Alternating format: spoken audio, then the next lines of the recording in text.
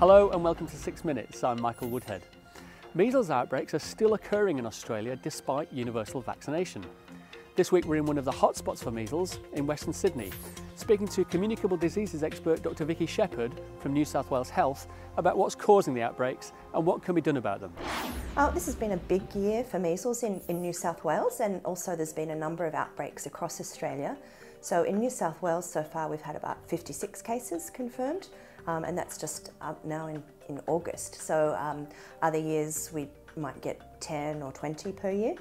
It's mainly being brought in by young Australians who are travelling overseas and picking it up over there. We're getting quite a lot of cases imported from the Philippines, but on top of that we know there's outbreaks even in New Zealand and in Europe at the moment, France, Germany.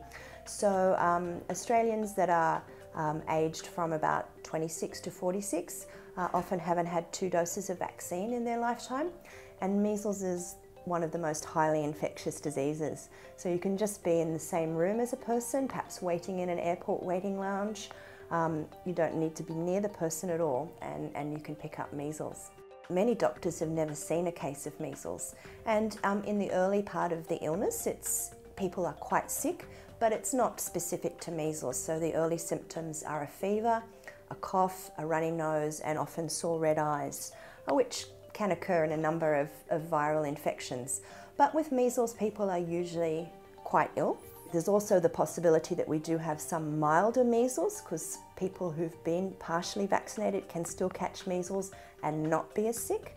So that does also make it even harder to detect. But then after 3 or 4 days of those early symptoms, that's when the classic rash starts to erupt. It starts on the face and then spreads down the trunk and onto the limbs. And it's a blotchy red rash, and it's fairly classical.